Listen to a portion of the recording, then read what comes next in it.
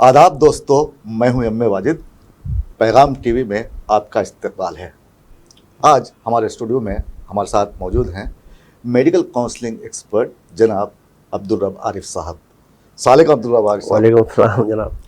दोस्तों, तलबा और तालिबात को मैं ये कहना चाहूँगा कि नीट इम्तिहान जो 17 तारीख को होने वाला है, एडमिट कार्ड आ चुका है।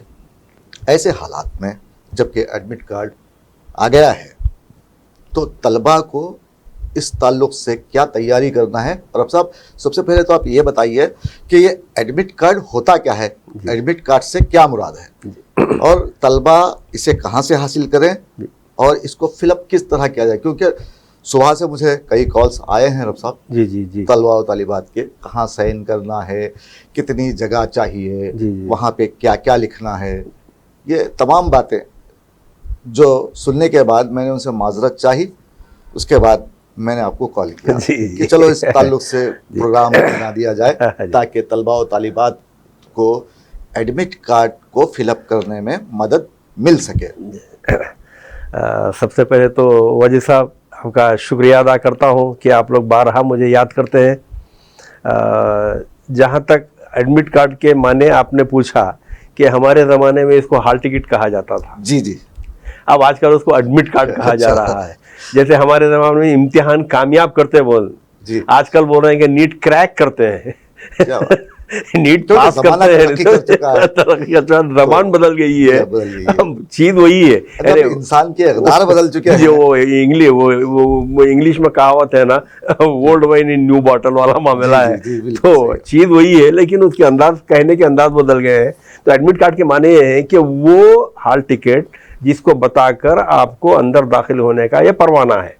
अच्छा, ये एडमिट कार्ड है ना, हॉल टिकट है कि आपको एग्जामिनेशन सेंटर में दाखिल होने के लिए इजाज़तनामा है, समझिए, हॉल टिकट के माने। अब हॉल टिकट में तो सारी चीज़ें आपको बता दी गई है। आपका सेंटर बता दिया गया है, आपका सिटी बता दी गई है, सेंटर का एड्रेस बता दिया गया है, सेंटर का कोड नंबर बता दिया गया है। और इंस्ट्रक्शंस में NTA वालों ने ये भी बताया है कि जो आपको सेंटर अलॉट किया गया है उस सेंटर को एक दिन पहले आप जाके मालूम कर लें कि वाकई वो सेंटर है या नहीं है।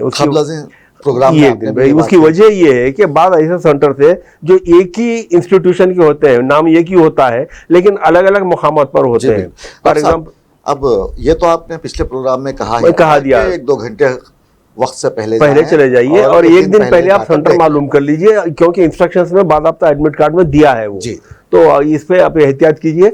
और चूंकि आजकल के मौसम के हालात ऐसे हैं कि आपको जो है ना घर से जल्दी निकलना ज़रूरी ही नहीं है, बल्कि आप मेरी यानी रिक्वेस्ट है पेरेंट्स पर्टिकुलरली कि आप बच्चों को 2 व्हीलर पर लेके मत निकलिए जी, क्योंकि मौसम कब क्या होने वाला है पता नहीं है। तो अब साहब, बच्चे कितने दिन हैं? 2 दिन तो बचे हैं। 2 दिन बचे हैं, कल एक दिन बीच में है। तो कल ही आप बच्चों से ये कहना चाहते हैं कि कल ही आप जाकर अपने सेंटर को देख लीजिए, आज जाके देख लीजिए, कल जाके देख लीजिए, लेकिन इतवार से पहले देख लीजिए, ताकि बच्चे अगर नहीं भी गए तो पेरेंट्स जाके देख ले के आ जाइए, कोई मसला नहीं है।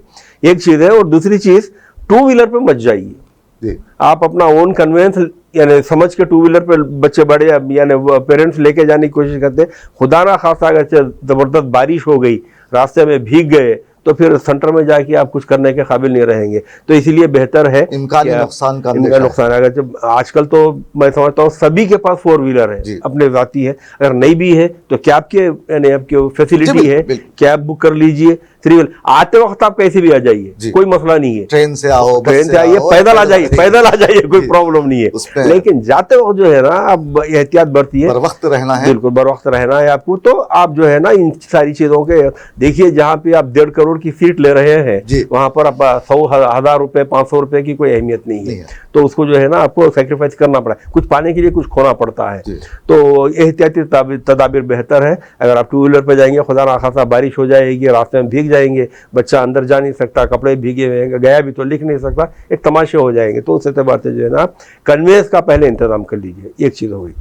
और दूसरी चीज़, एडमिट कार्ड के साथ साथ वो लोग एक जो है ना डिक्लेरेशन, सेल्फ डिक्लेरेशन फॉर्म भी अटैच किए हुए हैं, जो इससे पहले भी हमने बताया था। तो सेल्फ डिक्लेरेशन फॉर्म को पूरा आपको अपने घर में ही फिलअप करना है जी। Excepting candidates signature. कैंडिडेट के सिग्नेचर से छोड़ के सारे जितने कॉलम दिए गए हैं जो अभी मैं बताऊंगा, वो आपको अपने घर में ही फिलअप करके रेडी कर लेना है, साथ में लेके जाना है आपको। ये ऐसा ना हो कि वालिदैन कर रहे हैं और बच्चा बैठा हुआ है, वो नहीं, आपकी हैंड राइटिंग में होना, बच्चे की हैंड राइटिंग में होना है। और आप जो है ना ये सारी चीज, तो इसमें जो है ये तकरीबन 3 कॉलम दिया है सेल्फ डिक्लेरेशन में, जिसमें ABCD का वो भी दिए हैं। तो जैसे जो है ना नंबर 2 में जो है ना, I have in the last 14 days please tick बोल के बता रहे हैं कि the following flu like symptoms, यानी मतलब ये बता रहे हैं कि फीवर, काफ, तो इसको आपको छीना नहीं है। और ब्रैकेट में वो बता दिया है पहला कॉलम जो है ना आपका नंबर 2, पहला कॉलम तो आपका नाम वगैरह के साथ है। नंबर 2 जो कॉलम है, नंबर 2 कॉलम को लिख दिया गया है if is applicable to you, otherwise leave it blank. अगर आप खांसी, बुखार, सर्दी किसी चीज से सफर हुए हैं 14 दिन के अंदर, तो ही आपको डिक्लेयर करना है, वरना उसको छोड़ देना है। अगर आप किसी बीमारी से मुतासिर नहीं है तो उसको छोड़ देना है, और बेहतर है कि छोड़ देना है। आप खामा खा के जो है ना आप है मुझे मार वाली बात मत कर लीजिए। सेकंड में फिलअप करना है, रब साहब कह रहे हैं कि तलवा और तालिबात उसको ना छुएं। सेकंड में ए में जो है ना, जैसा फीवर है, काफ है और ब्रीथलेसनेस है, ये उसके बाद में सोर थ्रोट है, बॉडी एक है, अदर कुछ भी है, ये आपको सिवाय परेशान करने के दूसरा काम नहीं है। बता रहा हूँ आप खुद जाके फंसने वाली बात है, तो लिहाजा इसको, वो खुद बोल रहा है क्या ब्लैंक छोड़ दो, आप ब्लैंक छोड़ दीजिए। उसके बाद नंबर बी है।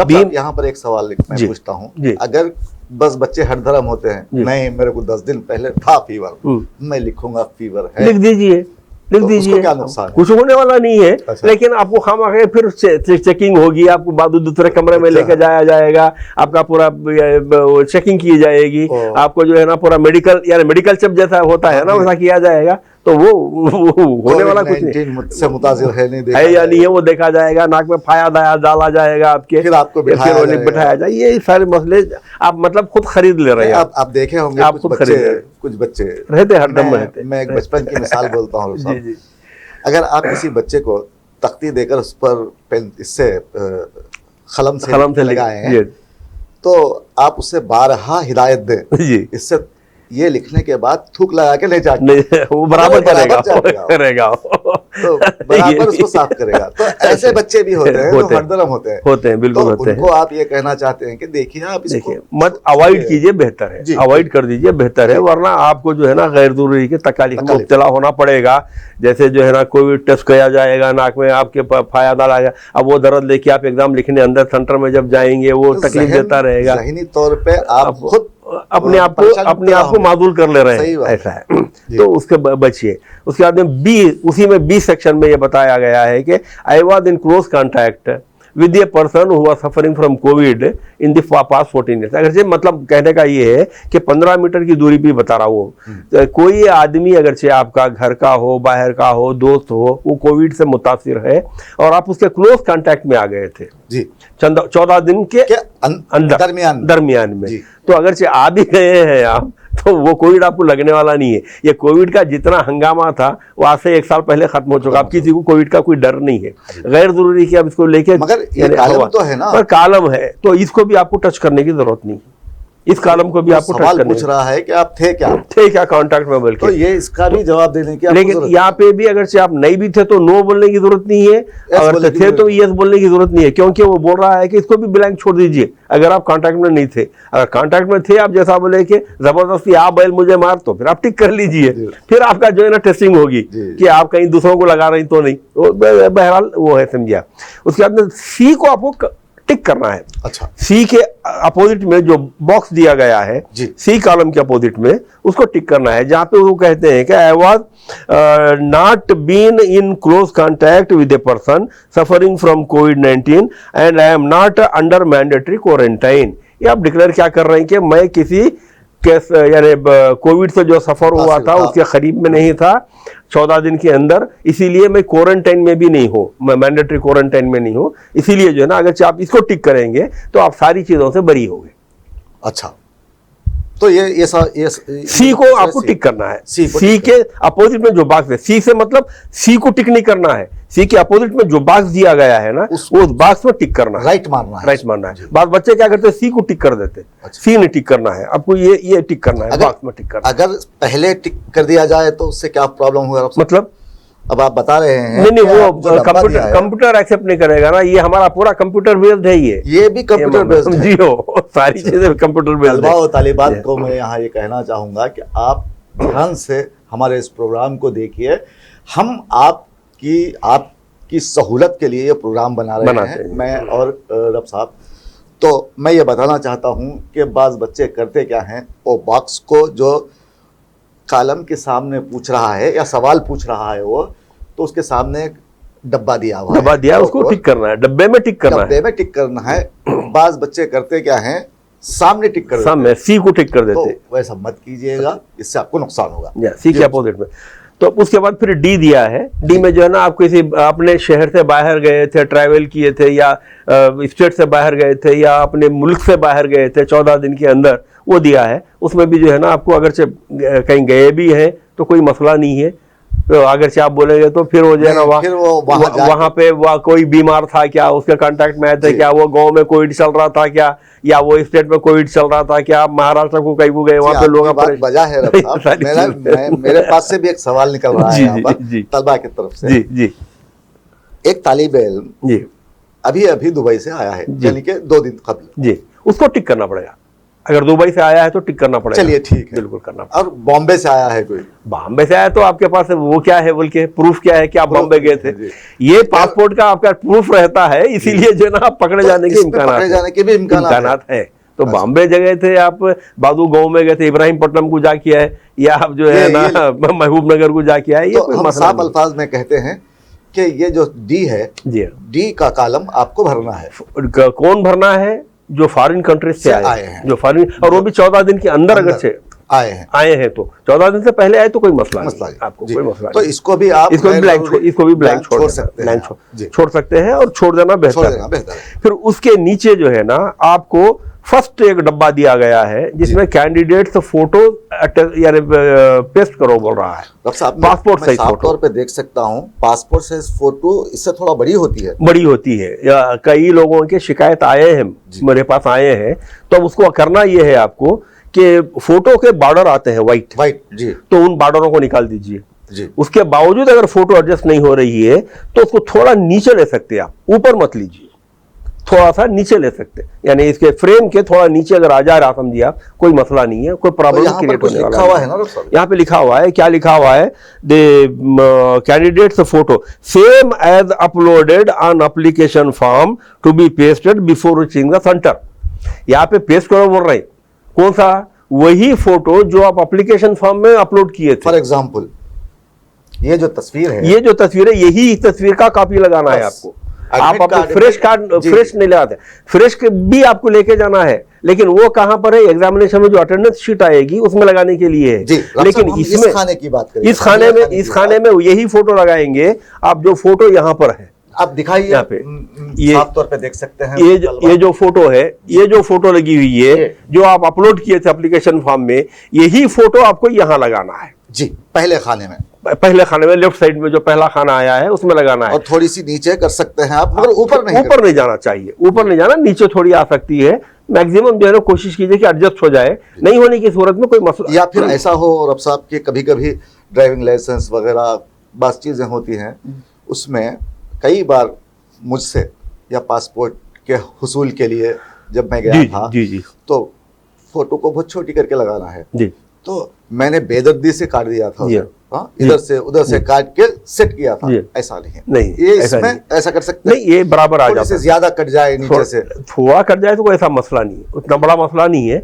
लेकिन आप मैक्सिमम कोशिश कीजिए। देखिए हर चीज को यहाँ पर इंस्ट्रक्शंस में एक बात और खुली बता दिया गया है कि no candidate will be deprived of writing the examination. आपके पास कोई भी गलती हो गई है, उसको जो है ना हम गलती बोल के इम्तिहान लिखने के लिए रोक देंगे नहीं।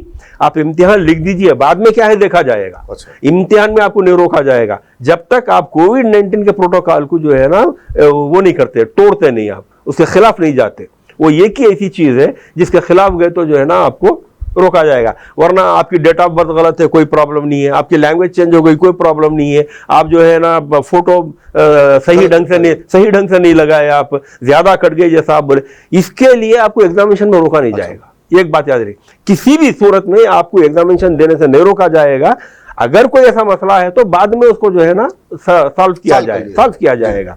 तो आप फोटो, जी हाँ, तो ये आप फोटो जो है ना, लोग परेशान है तो एक बात जहन में रखिए कि आपसे कोई भी अगर गलती होती है, एडमिट कार्ड में कोई गलती है या जो है ना ये एप्लीकेशन फॉर्म में आपने जो इंफॉर्मेशन इसमें कहीं कोई गलती है, तो उसके लिए आपको परेशान होने की जरूरत नहीं है। आप एग्जामिनेशन को आपको देने से कोई रोक नहीं सकते।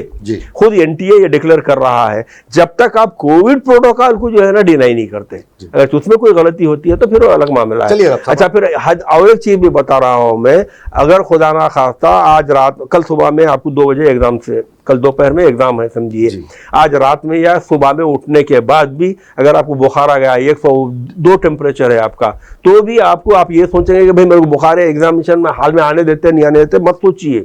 इसलिए मत सोचिए कि आप दवाई तो ले लेंगे, वहां जाने के बाद में जब थर्मोगन से आपका टेम्परेचर चेक किया जाएगा, खुदा ना खासा आपका टेम्परेचर मोर देन 100, 101, 102 है, तो भी आपको जो है ना अलग रूम में बिठा के एग्जाम लिया जाएगा, मगर एग्जाम से रोका नहीं जाएगा, बस रोका नहीं जाएगा। तो ये परेशान होने की जरूरत नहीं, आपको किसी सूरत में एग्जाम से रोका नहीं जाएगा जी, जब तक कोई गलत हरकत नहीं हुई हो जी। तो ये चीज, तो अब सब आप आते हैं बीच के खाने, उसके बाद में और खाना है, बीच का जो खाना है उसमें जो है ना आपको लेफ्ट हैंड थंब इंप्रेशन लगाना है जी, राइट हैंड नहीं। बाद लोगों में गलत फहमी ये है कि लड़की राइट लगाएगी और लड़का जो है ना लेफ्ट लगाएगा, नहीं, दोनों को लेफ्ट हैंड थंब इंप्रेशन लगाना है। बीच के खाने में लेफ्ट हैंड, सभी को लेफ्ट हैंड थंब इंप्रेशन लगाना है, अंगूठा लगाना है। और वो भी कैसा नहीं तो खरीद लीजिए, 12-15 रुपए में मिल जाता, क्योंकि ये सब आपको घर में करना है, ये सेंटर में जाके करना नहीं है, आपको घर में करना है, आपके पास टाइम है तो आप स्टैम्प पैड ला लीजिए। लेकिन थंब इंप्रेशन लगाते हुए एक बात का खास ख्याल रखिए कि इंक इतनी जायद नहीं लगे कि इमेज नहीं आए, मतलब आपकी जो ये धारियां है ना, ये धारियां क्लियर आना जरूरी है। जो राउंड जो धारियां हैं अंगूठे की, जो राउंड धारियां हैं उसमें क्लियर दिखना, ब्लू एंड व्हाइट दिखना, लकीरें, हाथ की लकीरें पूरी दिखना, अंगूठे की लकीरें जो है वो पूरी दिखना। तो आप पहले एक दूसरे पेपर पे लगा लीजिए, देखिए अगर से ज्यादा आ रहा है उसको जरा साफ कर लीजिए, थोड़ा मध्यम होने के बाद में आप लगा दीजिए। ये लगाए, आप लगा के अच्छे तरीके से प्रेस कीजिए और उठा लीजिए, वहां पे देखिए कि धारियां बराबर यानी आना, जिस तरह रजिस्ट्री ऑफिस में करते हैं, रजिस्ट्री ऑफिस में जैसे करते हैं, आप आराम से, इत्मीनान से, ज्यादा गहरा मत कीजिए, आराम से आपकी हाथ की लकीरें या अंगूठे की लकीरें पूरी तरह नजर आनी चाहिए, खुल के दिखना आप लोग पूरी तरीके से। ये हो गया, ये भी घर में ही करना है। अब रब साहब ये 2 खाने हो गए, फिर अगला खाना 2 खानों पर मुश्तमिल है। तो 2 जो है ना सिग्नेचर के लिए है, ऊपर का जो है पेरेंट की सिग्नेचर है, अच्छा, और नीचे का कैंडिडेट की सिग्नेचर, बाप या माँ या बाप, 2 में से कोई एक। अब ये कि यहाँ पे और एक मसला है कि कोई एक लड़का मेरे से पूछा है कि साहब मेरे माँ बाप दोनों हज पे गए हुए हैं जी, तो मैं किसकी सिग्नेचर लूं? तो आप किसी गार्डियन की सिग्नेचर ले सकते हैं। उनके पास गार्डियन नहीं है तो गार्डियन कोई तो भी रहेंगे, बड़े भाई रहेंगे, ताया रहेंगे, मामू रहेंगे, चाचा रहेंगे, फूफा रहेंगे, चाचा की ले सकते हैं आप। अच्छा, लेके जो है ना यहाँ पे सिग्नेचर चाचा की ले लीजिए, क्योंकि ये घर में कंप्लीट करना है आपको। कैंडिडेट की जो सिग्नेचर है, नीचे का जो डब्बा है वो आपने करना है, कैंडिडेट को सिग्नेचर घर में नहीं करना है, एग्जामिनेशन सेंटर में इन्विजिलेटर के सामने करना है। सिर्फ पेरेंट्स को इस खाने में ऊपर के खाने में साइन करना है। पेरेंट नहीं है, गार्डियन है, गार्डियन की ले लीजिए। तो वो बच्चा बोला साहब अगर वहां पूछे तो क्या करूं, मैं को ये पेरेंट नहीं है, तो आप जब गार्डियन की सिग्नेचर ले रहे हैं तो कैंडिडेट पेरेंट जहां लिखा है पेरेंट को काट दीजिए, काट के गार्डियन यही लिख दीजिए। आप लिख के अगर जो वहां पे आपको एतराज हो रहा है गार्डियन है, तो यहाँ पे आप नोट दे दीजिए, नीचे जो ना व्हाइट हिस्सा खाली है, आपको अलग से पेपर कुछ बना के जाने की जरूरत नहीं है। ये जो है ना आपका ये सिग्नेचर है पेरेंट की या गार्डियन की, आप गार्डियन की जो सिग्नेचर है तो यहाँ इतना हिस्सा खाली है आपका, तो यहाँ नीचे एक नोट लिख दीजिए, attested by guardian because parents are outside the station, they are in the out station, बस खत्म, और कुछ भी नहीं, प्रॉब्लम। साइन कर दीजिए आप, इन्विजिलेटर उसको अटेस्ट कर देगा, इन्विजिलेटर।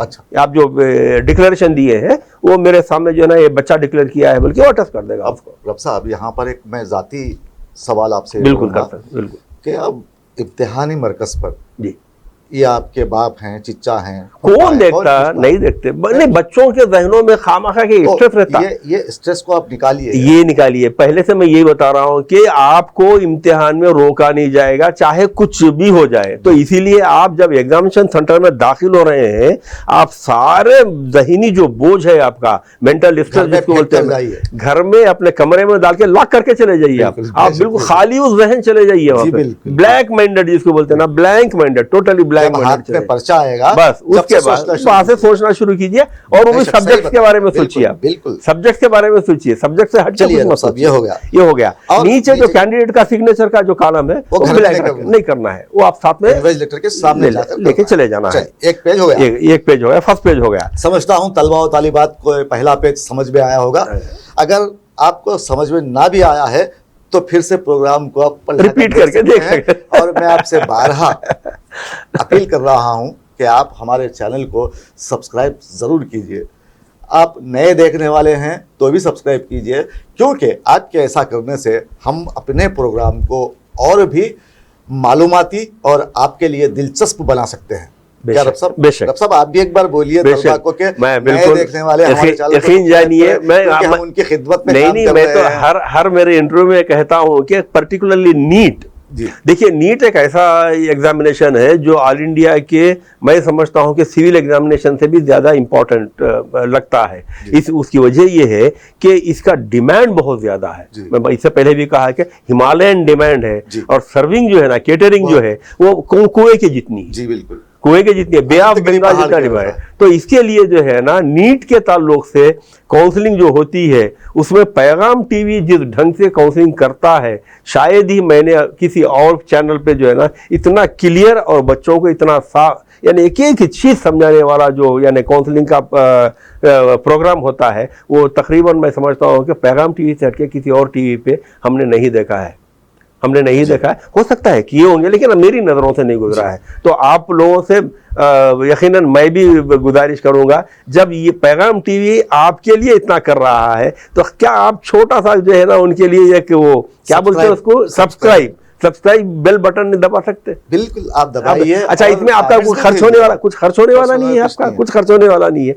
तो मैं रिक्वेस्ट करता हूं बच्चों से और बच्चों के पेरेंट्स से कि आप पैगाम टीवी चैनल को जरूर सब्सक्राइब कीजिए, ताकि ये आगे फ्लरिश हो के आपको और ज्यादा से ज्यादा जो है ना, हम बैठे ही आप लोगों के लिए हैं, आप लोगों के लिए काम कर रहे हैं। पर्टिकुलरली नीट के कैंडिडेट्स के लिए जितने मालूमात पैगाम टीवी से आप तक पहुंचाए जाते हैं, किसी और चैनल से इतने नहीं पहुंचे। वो भी एडमिट कार्ड से लेकर एडमिशन लेने तक के मालूमात, एडमिशन लेने तक, बिल्कुल बेशक। तो रब साहब अब आते हैं दूसरे पेज पे। शायद तलबा और तालिबात और उनके वालिदैन जरूर हमें अब की बार सब्सक्राइब करेंगे, ये मुझे मैं वसूख से तो नहीं कह सकता, लेकिन यकीन है मुझे कि होगा इंशाल्लाह। जी बिल्कुल। अब हम दूसरे पेज पे आएंगे तो सिर्फ यहाँ पे एक ही चीज है और कुछ प्रॉब्लम, बड़ा खाना है जिसमें जो फ्रेम है ये 4x6 का साइज है। ये आप याद रखिए 4x6 है, जिसको पोस्ट कार्ड साइज भी कहा जाता है। पोस्ट कार्ड हमारे जमाने में पोस्ट कार्ड लिखे जाते थे, अब तो टप्पा खाने की हालत ही खत्म हो गई है, पोस्ट कार्ड मिल भी नहीं रहा है। तो ये पोस्ट कार्ड साइज जो है ना, ये एक फोटो, वही फोटो आपको लेना है जो एप्लीकेशन फॉर्म में आप अपलोड किए थे। यही कंडीशन है जो पासपोर्ट साइज का जो कंडीशन है ना, वही कंडीशन इसमें भी, पुरानी फोटो ही लगाना है इसमें भी। यहाँ ये भी आपको घर में ही फिक्स कर लेना है, पेस्ट कर लेना है। अच्छा, इसके लिए कुछ लोग बोले कि साहब गम लगा सकते हैं क्या? लगा सकते हैं, लेकिन गम होता क्या, फैल जाता, बाजुओं में निकल जाता गम। तो बजाय उसके आप फेविस्टिक लीजिए, फेविस्टिक को पहले पूरा लगा दीजिए, बॉर्डर वगैरह में पूरा अच्छा साफ लगा के उसको अच्छा साफ कर लिए, करके यहाँ आप चिपकाएंगे तो गम जैसा फैलता है, फेविस्टिक फैलता नहीं है। तो आप इसको पेस्ट कर लीजिए घर में, ये भी घर में ही करना है। कुछ आता है फेविस्टिक साहब, मैं आप बताया ना 1.5 करोड़ की सीट ले रहा है आपका बच्चा, तो 1500 रुपए खर्च करने में कोई बड़ा मसला ही नहीं, कोई बड़ा और कोई पेरेंट ऐसा सोचते भी नहीं है। ये तो हम तो एहतियातन बोल रहे हैं। अरे बच्चों के लिए तो अपनी जान हाजिर करते हैं, और वालिदैन तो ये क्या छोटी सी कोई बात है, कोई मसला ही नहीं। एक बाप 10 बच्चों को पालता है, 10 बच्चे मिलकर एक बाप को नहीं। वो हमारे अनपढ़ भोनगिरी का एक शेर है, उसमें वो कहते हैं कि 10 बच्चे पाल सकता है अनपढ़ अकेला बाप, 10 बच्चे पाल सकता है अनपढ़ अकेला बाप, 10 बच्चे पाल सकते नहीं एक बाप को। क्या बात, तो खैर वो अलग वो मामले हैं। तो यहाँ पे आप जब फोटो इसको पेस्ट कर देंगे तो इसको भी आपको सिग्नेचर नहीं करना है, जबकि इसमें लिखा हुआ है कि आप सिग्नेचर कहाँ, लेकिन कहाँ करना है, इन्विजिलेटर के सामने। वो इन्विजिलेटर आपको बताएगा आपको लेफ्ट से करना है, इन्विजिलेटर इसी फोटो को राइट से करेगा। अच्छा। एग्जामिनेशन सेंटर में इस फोटो में 2 सिग्नेचर आएंगे, एक कैंडिडेट की सिग्नेचर आएगी लेफ्ट से कैसी आएगी, आधी जो है ना फोटो पेपर पे आधी बाहर रहेगी, वो इन्विजिलेटर भी वैसे ही करेगा, आधी फोटो पे करेगा आधी बाहर करेगा सिग्नेचर। ये तो बात समझ में आ गई। तो वहां सेंटर में जाने के बाद, सेंटर में जाने से पहले टच नहीं करना है, बिल्कुल नहीं करना है। उसके बाद फिर अब हम नीचे आते हैं, नीचे एक कॉलम और है आपका, उसमें भी जो है ना इन्विजिलेटर की सिग्नेचर है, तो जाहिर है कि ये भी सेंटर में ही होगी। कैंडिडेट की भी जो सिग्नेचर है राइट साइड में, ये 2 डब्बे हैं, यहाँ पे 2 डब्बे है ना, ये एक डब्बा है, ये एक डब्बा है, ये 2 डब्बों में जो है ना, ये क्या है रब साहब, ये जो लिखा हुआ है ये इनका डिटेल है, ये इनके डिटेल है, डेट ऑफ एग्जामिनेशन है, रोल नंबर है, कैंडिडेट नेम है, नहीं ये तो ये डिटेल है उसके। अच्छा, आपका जो एडमिट कार्ड में जो डिटेल दिया ना वो डिटेल है उसके। तो ये अब जो राइट का जो डब्बा है, राइट के डब्बे में कैंडिडेट को सिग्नेचर करना है, लेकिन कहाँ करना है, एग्जामिनेशन सेंटर में इन्विजिलेटर की मौजूदगी में करना है। उसको देखिए इन्विजिलेटर यहाँ पे साइन करेगा। ये 2 इंपॉर्टेंट आपके जो है ना वो है। उसके बाद से जितने भी प्रिकॉशंस हैं, अब इसमें कुछ मुगालसा नहीं है, कुछ नहीं है, बिल्कुल आसानी, वाज़े तौर पे स्टूडेंट्स को शायद समझ में आ गया होगा। तो अब रब साहब ये 2 पेपर हो गए, तो पीछे और क्या है इसके बाद में अब इंस्ट्रक्शंस हैं आपको खत्म, और एडवाइजरी। वो 2 पेपर्स को बच्चों को देखना ही नहीं है, बिल्कुल नहीं है। ये अब इसके बाद अगले जो 2 पेपर हैं, बस उन्हीं को देखना है। मगर अब ये 2 पेपर, ये जो 2 पेपर है, ये है इंपॉर्टेंट इंस्ट्रक्शंस है ये सेट और एडवाइजरी जो सेट है ना, ये आप अगर 7 एग्जामिनेशन सेंटर को आप नहीं लेके जाते हैं तो कोई प्रॉब्लम नहीं है। अच्छा। लेकिन ये first page and second page आप साथ में नहीं लेके जाते हैं तो आपको एग्जामिनेशन से डिस्क्वालीफाई कर दिया जाएगा। आप लेके भी जाना है, पूरे फॉर्मेलिटीज कंप्लीट करना है, और निकलने से पहले ये दोनों पेज इन्विजिलेटर को देना भी है। अच्छा, पूरा फिलअप हुए हैं। अगरचे ये पेज आप नहीं देंगे, यहाँ पे खुला लिखा हुआ है, it is mandatory for the candidate to bring this page of the admit card with pasted photograph. If he doesn't bring this, then he will not be allowed to sit in the examination and shall lead to disqualification. तो बिल्कुल आपको ऐसे देना है। हाँ, फिर इसके बाद हो रहा है यस में लिख रहे हैं कि it is mandatory to hand over this to the invigilator. आप किसी और को दे दे के निकल गए, नहीं, इन्विजिलेटर को ही देना है, जरूरी है। तो रब साहब, आपने अभी बताया कि ये 2 पेजेस अगर आप ले जाएंगे तो आप अंदर दाखिल हो सकते हैं, वरना आपको अंदर आने नहीं दिया जाएगा। अब ये जो 2 पेपर हैं, इसको अगर नहीं भी ले जाए तो ठीक है, कोई प्रॉब्लम नहीं, ले जाइए, सेट है पूरा, कोई मसला नहीं। इसमें तो तलबा और तालिबात को कुछ करना नहीं है, कुछ नहीं है, साइन करना, वो खाली पढ़ना है, वो खाली पढ़ना है, पढ़ के उसमें जो इंस्ट्रक्शंस दिए गए हैं आप लोग इसको सुकून से बैठकर पढ़िए, इसमें कुछ खास बात मौजूद नहीं। अब रह गया इसमें सिर्फ एक ही अहम बात ये है, ये इंस्ट्रक्शंस में कोरोना का होगा, एक तो जो है ना आपको एडमिट कार्ड लेके जाना है साथ में, और दूसरा आपको आईडी प्रूफ लेके जाना है। क्या ले जाना है? अब आईडी प्रूफ में जो है ना जो चीजें दिए गई है, बाद बच्चे कंफ्यूज हैं, क्योंकि कुछ बच्चे क्या तकरीबन बच्चों के किसी के आधार कार्ड जो है ना अपडेट नहीं हुए हैं। आधार कार्ड का मसला ये है कि आधार कार्ड वही वैलिड है जिसमें आपकी date of birth, month and year लिखा हुआ है, वही आधार कार्ड वैलिड है। हाँ रब साहब, ये तो मैंने भी देखा है, कई लोगों के पास सिर्फ ईयर है। जी हाँ, डेट नहीं है, मंथ नहीं है, वो वैलिड नहीं है। तो क्यों रब साहब? उसकी वजह देखिए साहब, हमारी हुकूमतों का मसला, डेट दे सकती थी, देना चाहिए, लेकिन अभी भी जो है ना कुछ बच्चों ने मुझे बताया है कि अगर जो वैसा है तो आप मी सेवा सेंटर जो होती है, गवर्नमेंट का मी सेवा सेंटर, जी ये प्राइवेट वाले नहीं, मुझे पता है, गवर्नमेंट, तो गवर्नमेंट का जो मी सेवा सेंटर बुक करना है, फिर 8 दिन के बाद टाइम मिलता है उसका, वो अपडेट करा है, लेकिन अब आपके पास वो टाइम नहीं है, अब आपके पास वो टाइम नहीं है, तो छोड़ दीजिए। आधार कार्ड किसी तालिब इल्म के पास मौजूद नहीं है, समझिए, छोड़ दीजिए। वो अगर आपके पास नहीं है तो आपके पास दूसरा जो ऑप्शन दिया गया है वो है पैन कार्ड। जाहिर है कि कोई बच्चे का पैन कार्ड भी नहीं होगा, क्योंकि उसकी कोई इनकम ही नहीं है, तो उन्हें क्या इनकम टैक्स सर्टिफिकेट देगा, वो भी नहीं है। मैं इसलिए पढ़ रहा हूँ कि बच्चों में कंफ्यूजन नहीं रहे, वो खत्म हो। लेकिन कहाँ आके मैं इंशाल्लाह ऐसी जगह पे लाके अब आपको वो करूंगा कि वो तो आपके पास होता ही होता है कैंडिडेट के पास। तो उसके बाद में ड्राइविंग लाइसेंस, आप 17 साल के नहीं, आपको ड्राइविंग लाइसेंस नहीं मिला जी, आपके पास 18 साल से पहले देते ना। नहीं रब साहब जी, मैं समझता हूँ ये जो RTA RTO जी का जो मसला है जी, इसमें बच्चों को भी लाइसेंस मिल सकता है शायद, ये नहीं एज का उसमें भी एक वो है ड्राइविंग लाइसेंस का।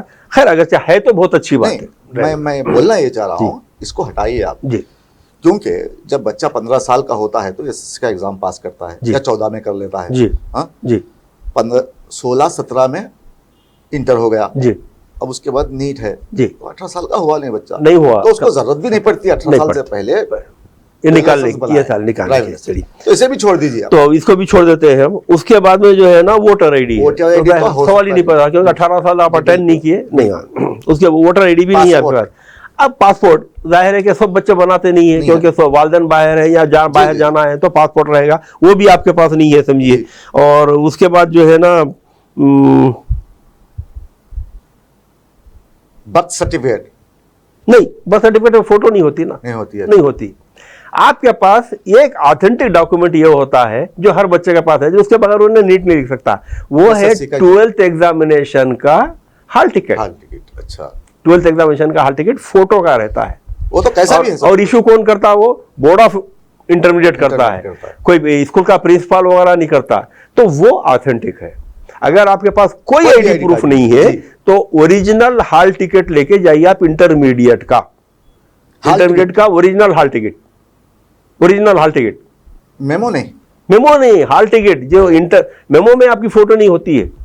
अच्छा, हॉल टिकट, बाद लोग हॉल टिकट नहीं बनाए हुए होते हैं, नहीं बगैर उसके आपको इंटर का एग्जाम ही नहीं देते ना आप। अच्छा, जैसे ये एडमिट कार्ड आया आपका तो वैसे ही वो भी एडमिट कार्ड आता। मैं ये बोलना चाह रहा हूँ वाजे तौर पर अब साहब जी, कभी कभी बच्चे भूल जाते हैं हॉल टिकट रखकर, जिसकी अहमियत आप निकालिए, 2 दिन है ना आपके पास, या फिर कॉलेज में रह जाता है, नहीं रहता तो हॉल टिकट को तो आपको अपनी जान से ज्यादा सेव करके रखना है। मैं पूछना ये चाह रहा हूँ साहब जी, अगर मेमो ले जाए उसमें भी डेट ऑफ बर्थ नहीं, वो फोटो देखिए, फोटो आईडी नहीं है, नहीं जो आ रहा है उसमें फोटो आ रही है ना, फोटो आईडी नहीं कहलाता, वो आईडी में नहीं शुमार नहीं होता। आईडी में सिर्फ यही ऑथेंटिक जो है ना यहाँ पे दे दिया गया है क्लियरली। अच्छा, अगर तो आपको सिर्फ फोटो आईडी 12th का हॉल टिकट ही लेकर जाना है, वैलिड है, कोई दूसरा नहीं है। मेमो लेके जाएंगे आप, या स्टडी सर्टिफिकेट लेके जाएंगे आप, या कॉलेज का इशू किया हुआ आईडी कार्ड लेके जाएंगे, ऑथेंटिक नहीं है, वो ऑथेंटिक नहीं है। आप ये एक लेके जा सकते हैं साथ में बतौर आईडी प्रूफ। आधार कार्ड है, बहुत बेहतर है, और 90% बच्चे आधार कार्ड पे डिपेंड करते हैं। अगर नहीं है तो आप साथ में 12th का हॉल टिकट लेके जाइए ओरिजिनल, और एक जीरोक्स कॉपी जो सेल्फ अटेस्ट करी हुई रहना। अच्छा, वो जीरोक्स कॉपी वो लोग रख लेंगे वहां तो पर। अब हो गया ये एडमिट कार्ड की बात जी। अब आखिर में जी आप तलबा को ये बताइए, आपने ये तो बता दिया कि 2 घंटे कबल आप सेक्टर पर रहिए, मरकज पे रहिए। बिल्कुल, मैं चाहता हूं तलबा अपना पूरा ध्यान इस एग्जाम पर दें, बिल्कुल, और अच्छा लिखें। बिल्कुल। तो रब साहब आप इन्हें ये बताइए कि इनके मरकज जाने के बाद ये किस तरह अंदर दाखिल हों और फिर किस तरह लिखें, क्योंकि अहम बात ये हो रही है रब साहब, मुस्बत और मनफी मार्क्स की बात आ रही है। तो मैं एक सवाल आपसे पूछूंगा, उसका आप तफसीली जवाब दीजिएगा। तो मनफी का मतलब माइनस मार्क्स है, नेगेटिव, मुस्बत का मतलब प्लस है, प्लस मार्क्स है। तो आप मुस्बत को तो हटा दीजिए, मैं मनफी की बात करूंगा। बस तलबा ओवर कॉन्फिडेंस में क्या करते हैं, ABCD कुछ भी मार देते हैं, बस उनकी धुन में है वो, चलो लगता होगा, कभी कभी अंधा भी निशाना लगा देता है। तो इसको जहन में रखते हुए बाज बच्चे राइट मारना शुरू कर देते हैं या बबलिंग करते हैं। तो ऐसे तलबा को आप बताइए कि अगर हो सकता है उनके ध्यान में ये मुकम्मिल आए जवाब, तो भर रहा हूं मैं, तो ऐसी गलती करें या ना करें। अगर आपको जवाबात आते हैं तो ही उनके जवाब दीजिए, ये एक उनकी परेशानी को आप दूर कीजिए। देखिए, सबसे पहले हमारी बदनसीबी ये है कि जिस कोचिंग सेंटर में या जिस जूनियर कॉलेज में जहाँ पर भी नीट का या वो एग्ज़ाम वो होता है, कोचिंग होती है, जहाँ पर वो बच्चे पढ़ते हैं, उनको इंस्टीट्यूशन को चाहिए कि इन चीज़ों की तरफ ज़्यादा ध्यान दिलाए। देखिए, इसके लिए पहली बार मैं बड़ा शुक्रगुजार हूँ गुलाम यज़दानी एजुकेशनल ट्रस्ट वालों का और तेलंगाना स्टेट टीचर्स यूनियन वालों का, ये लोग इस साल से जो है ना प्री नीट काउंसलिंग शुरू किए हैं, जिसको मैं एड्रेस किया हूँ। कल प्री नीट काउंसलिंग जो है ना तेलंगाना स्टेट टीचर्स यूनियन वालों की जानिब से थी। इससे पहले 4 तारीख को जो है ना गुलाम यज़दानी वालों के, क्योंकि लास्ट ईयर तक इसकी तरफ कोई ध्यान नहीं दिया। हम तो दे रहे थे ना, हम तो खाली टीवी से बोल रहे थे, लेकिन सेमिनार से नहीं हो रहे थे।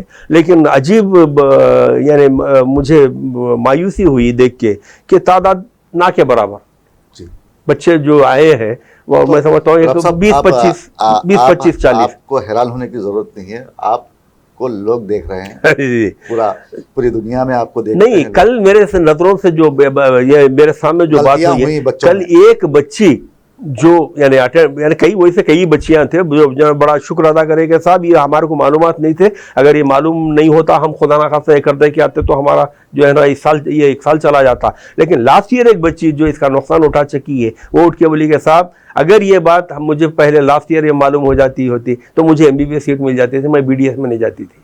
क्या बात? फॉर 51 मार्क्स नेगेटिव आए हैं वो बच्ची के, 51 मार्क्स, क्योंकि मालूमात नहीं। तो ये काम किसका है? इंस्टीट्यूशन वालों का है, करना चाहिए। लेकिन ये काम पैगाम टीवी कर रहा है। तो बड़ी अच्छी बात है, बड़ी अच्छी बात, किसी काबिल है। और मैं बता रहा हूँ ना कि इस साल से ये लोग भी जो है ना, जो गुलाम यज़दानी वाले कर रहे हैं, Telangana state teachers association union वाले कर रहे हैं, यकीन मैं बहुत उनकी बहुत तारीफ वो किया हूँ, मैं शुक्र भी अदा किया हूँ कि कई बच्चों को जो है ना ये परेशानी से बचा लिए हैं वो लोग।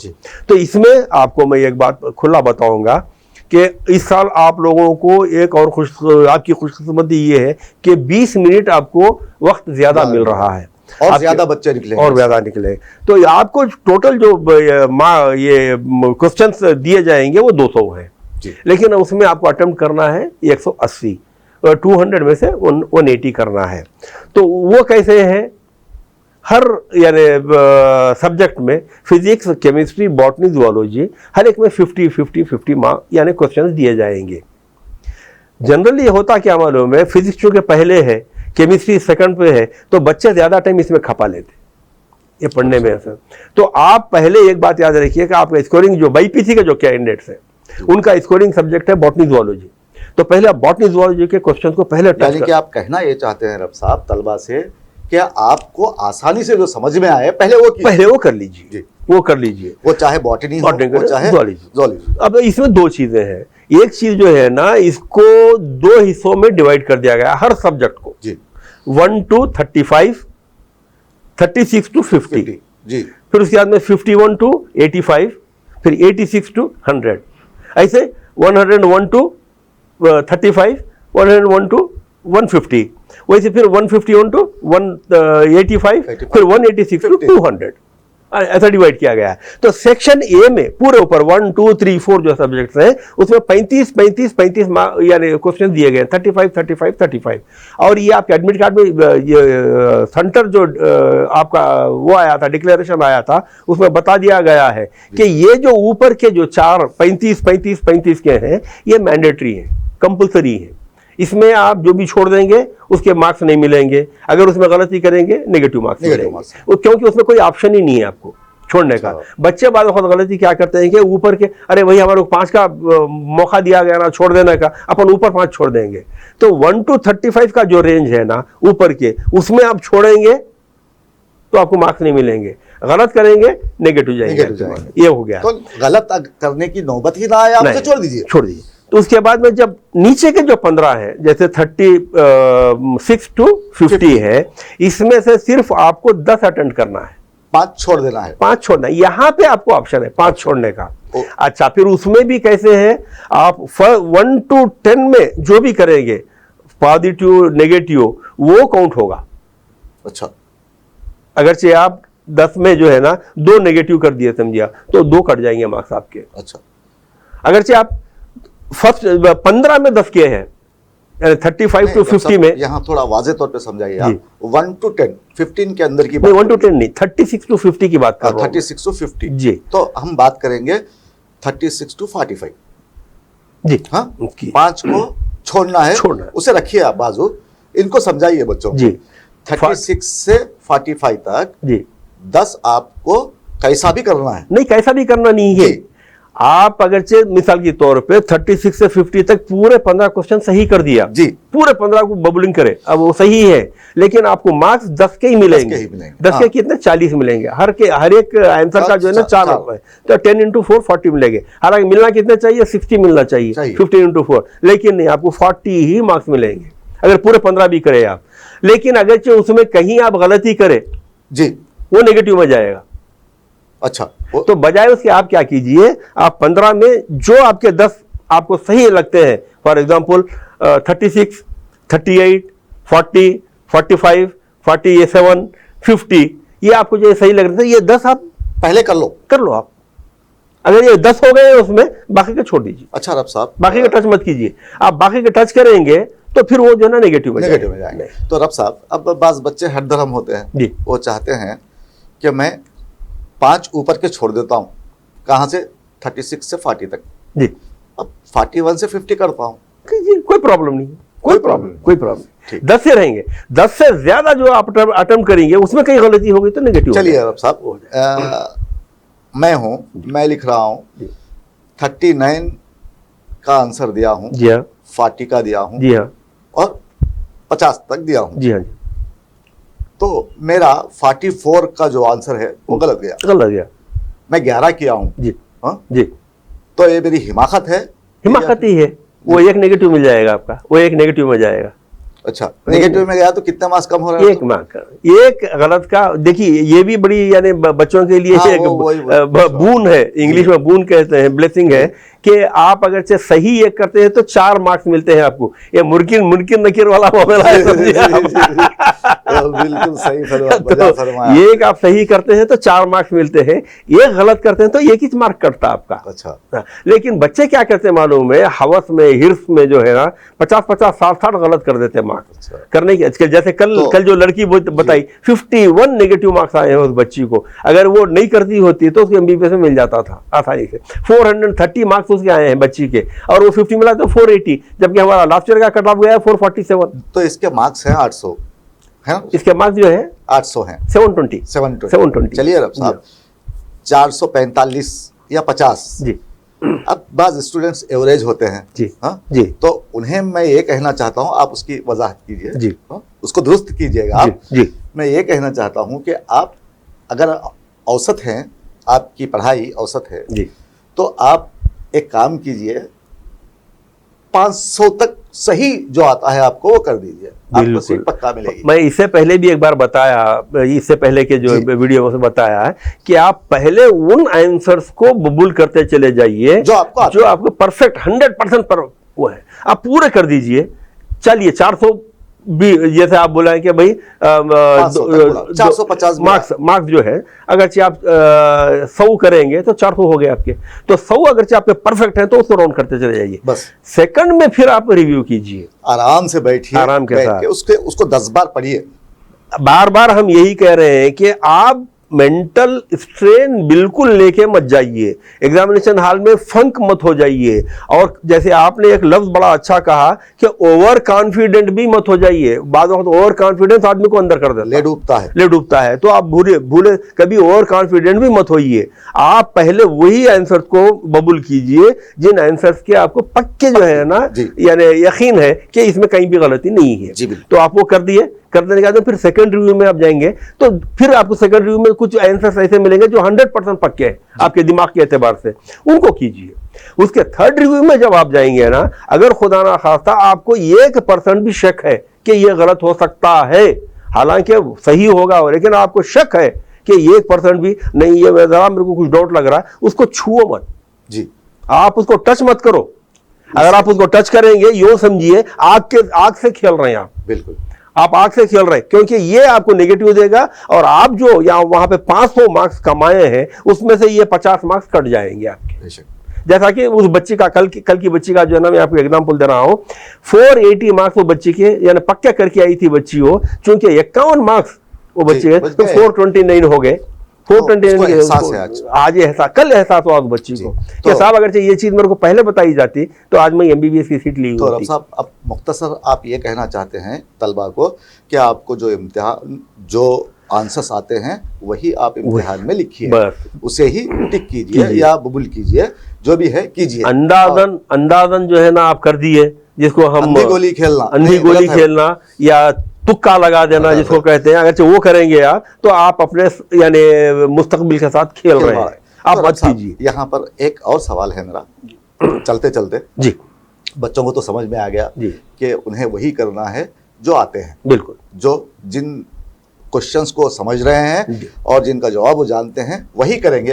अब तलबा बिल्कुल, अब की बार जब एग्जाम देंगे तो बहुत सारे बच्चे कामयाब होकर निकलेंगे रब साहब इस साल, क्योंकि टाइम भी बढ़ गया है, बहुत सारा टाइम है। तो रब साहब एक क्वेश्चन और है, बाज बच्चे बहुत ज्यादा ओवर कॉन्फिडेंस होते हैं। मैं जब डिग्री में था तो एक बच्चा पेपर्स पूरे फुल करता था जी, बैठ के जी, पूरे फुल तेज होता था 10 हम अभी एक क्वेश्चन लिखे हैं वो तो बार बार एक्स्ट्रा पेपर मांगता था।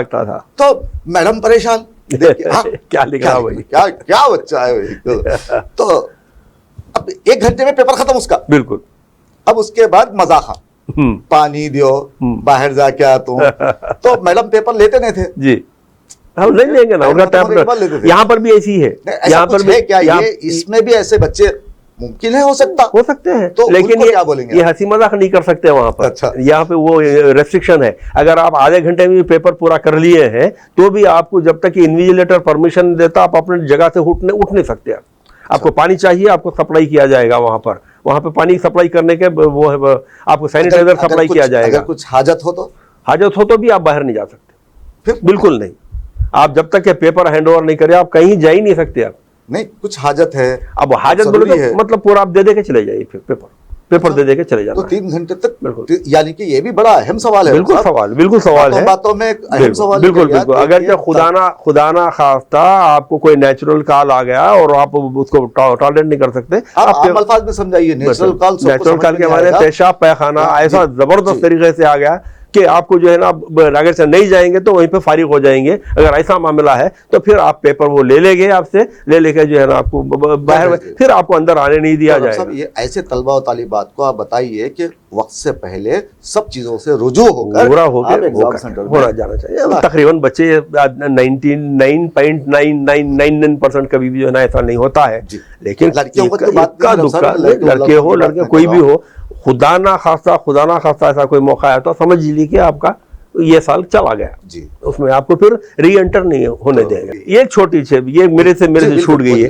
ये है उसमें ऑफिस रेस्पॉन्स, ये क्या, जिसमें मार्क्स रोक दिए जाते हैं। कई बच्चों को इसके मालूमात नहीं है। ऑफिस रेस्पॉन्स में होता ये है कि आपको जो ऑप्शन के 4 सर्कल दिए जाते हैं, ABC, बबुल भरना, जो 4 सर्कल,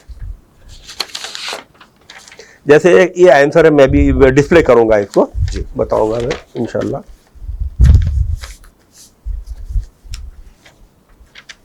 अब मैं बोलता हूं क्वेश्चन एक जी।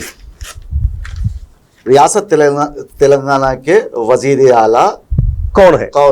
ये जनरल क्वेश्चन है, समझिए। Who is CM of TS? Okay, ये सवाल है। ये अब जवाब क्या है? आंसर में जो है KCR, नंबर 1 KCR, नंबर 2 जो है ना मोदी, और नंबर 3 अमित शाह, और अमित शाह के बोलेंगे हम, KTR लेंगे, KTR। नंबर 4 ओवैसी। ये 4 जो है ना आपके ऑप्शन रहेंगे जी। और इसका जो यानी ABC आता है, ये B, C और D रहता है, और सामने उसके दायरे होते हैं। नहीं, इसके सामने नहीं होते। ये क्वेश्चन पेपर है। ये इसका जो है ना, ये भी ये क्वेश्चन नंबर है। ये क्वेश्चन नंबर मिसाल के तौर पे 7 है। ये क्वेश्चन नंबर 7 है। ये क्वेश्चन नंबर 7 का OMR जो होता है, उसका आंसर शीट होती है। OMR शीट जो होती है उसमें बबलिंग होती है। ये OMR शीट में यहाँ पे बता रहा हूँ। ये आंसर नंबर 7 है। 1 2 3 ये 4 ये बबल है, ये सर्कल्स है। इसमें लिखा हुआ होता है, एक सर्कल में A, एक सर्कल में B, एक सर्कल में C, एक सर्कल में D। तो अब ये जो 4 है सर्कल्स ABCD, इसमें आपका जो सही जवाब है वही भरना है। आपका सही जवाब क्या है? A है। A को आप पूरा जो है ना बबलिंग कर देंगे आप। पूरा बाहर थोड़ा भी ना निकले, ये बबलिंग में अंदर खुदाना खाली भी ना खास्ता अगरचे एक लकीर भी जरा बाहर निकल गई, सर्कल से बाहर निकल गई, तो ये कंप्यूटर एक्सेप्ट नहीं करता और ये जवाब आपका गया गलत। यार मार्क्स नहीं मिलेंगे इसके। अब बाद में आपको कंटेस्ट करना पड़ेगा, उसका भी तरीका है। तो फिर उसके बाद में फॉर एग्जांपल कभी कभी क्या होता है हमारे में, ये आपको मालूम है बच्चे को, लेकिन जल्दी में जैसा आप बोले कि ओवर कॉन्फिडेंट रहते, बी के ऊपर जो है ना पेन रख दिया खाली उन्हें जी, बी के ऊपर, यानी तो उसके ऊपर धब्बा लग गया, धब्बा लग गया। अगर वो धब्बा भी लग गया तो कंप्यूटर उसको एक्सेप्ट नहीं करता, जबकि जवाब सही है। यहाँ पर आप सभी को होशियार रहने की जरूरत है, क्योंकि ख्वाब गफलत में भी आप पेन को OMR शीट पर ना रखिए, जबरदस्ती यानी जल्दी में उजलत में मत रखिए। अब अरे ये बी में रख दिया था, क्या उठा के फिर आप ये को जो है ना पूरा बबल करे तो भी कंप्यूटर उसका एक्सेप्ट नहीं करता, क्योंकि आपका जो पर्चा OMR जो एवेल्युएट होता है वो कंप्यूटर बेस्ड है, मैनुअल बेस्ड नहीं है। आदमी उसका करेक्शन नहीं करता, चेक नहीं करता, कंप्यूटर करता है। तो ये क्या करते हैं मालूम है, ऐसे आंसर्स को ऑफिस रेस्पॉन्सिबल के होता है उसमें रख देते, जिसमें आपको ना मार्क्स दिए जाते हैं और ना आपको नेगेटिव भी आया है, वो यानी मतलब यानी कट भी नहीं, आपके मार्क्स कटे भी नहीं है। तो अब इसके लिए आपको क्या करना पड़ेगा, बाद में जो है ना कॉन्टेस्ट करना पड़ेगा, फिर फीस भर के। तो हर क्वेश्चन के लिए 200 रुपये आपको फीस भरना है। तो जब आपको क्या करेंगे वो लोग NTA वाले, आपका जो OMR शीट आप जो ओरिजिनल दिए थे ना, उसका स्कैन कॉपी भेजेंगे आपको, स्कैन कॉपी आएगी वो। तो उसमें जो है ना ये निशानियां रहेंगे। मिसाल के तौर पे आप सर्कल के बाहर हो गए थे, या जो है ना डार्ट पड़ गया था किसी उसमें, तो वहां पर बाज़ाब्ता तौर पे लिखा जाएगा कि आपने ऐसा किया था, आप बताना। अच्छा, आप देख के बताना, वो नहीं बताएंगे। तो मैं समझता हूँ रब साहब ये जो क्यों बताएंगे, आपको इसके मार्क्स नहीं मिले ना। हाँ। इसके मिसाल के तौर पे आप जो आपके जो है ना 100 जो है ना क्वेश्चन बिल्कुल सही है, लेकिन आपको मार्क्स मिले हैं 20 कट के 400 के बजाय 380 मिले हैं मार्क्स आपको। तो 20 किधर चले गए, 20 किधर चले गए मार्क्स। तो मतलब आप जो है ना 5 क्वेश्चन जो है ना आपके मार्क्स एवेल्युएट नहीं हुए हैं, जबकि बिल्कुल सही है। की में ये बता रहा है कि सही है, सही है। तो जब आप ये देखेंगे तो जब आपको मालूम होगा कि भाई अरे यहाँ पे डांट पड़ने की वजह से ऑफिस टाइम रहता है और नोटिफिकेशन आता है उसका, और आपको उसको कंटेस्ट करेंगे। लास्ट ईयर एक बच्चा वारंगल में ऐसी हुआ था, मैं जब सेमिनार में गया था, तो वो बच्चा जो है ना मुझसे बताया, मैं और आपने उन्हें उसे मशवरा दिया, वो 1000 रुपए दे के कॉन्टेस्ट किया और उसको 20 मार्क्स मिले, 5 आंसर्स के। तो इस एतबार से जो है ना आप मैक्सिमम ये कोशिश कीजिए कि आपका सर्कल जो है ना बिल्कुल सही ढंग से जो है ना आप वो किए, उभर कर लकीर बाहर नहीं जाना चाहिए, किसी दूसरे यानी सर्कल में मतलब नुक्ता भी नहीं लगना चाहिए, और जो सर्कल आप बबल करे हैं उसमें कहीं व्हाइट स्पॉट नहीं रहना चाहिए। 3 चीजों का ध्यान रखना है। पूरा जो आप बबल कर रहे हैं सही आंसर को, उसमें व्हाइट स्पॉट नहीं रहना, पूरा ब्लैक या ब्लू जो भी आपको पेन दिया जाएगा वो उसे फिलअप करना है, और सर्कल के बाहर कोई लकीर नहीं निकलना जी। और ये सही आंसर के बबल को छोड़ के किसी और सर्कल में जो है ना आप खुदा ना खासा पेन का टच भी किए हैं, आप डॉट भी आ गया है, तो वो भी नहीं होना चाहिए। ये 3 चीजों का ध्यान रखिए। बिल्कुल, तलबा ने इस बात को बड़ी अच्छी खूबी से समझ लिया है। तो रब साहब आपने बहुत बेहतरीन मालूमात हम पहुँचाई तलबा और तालिबात के लिए।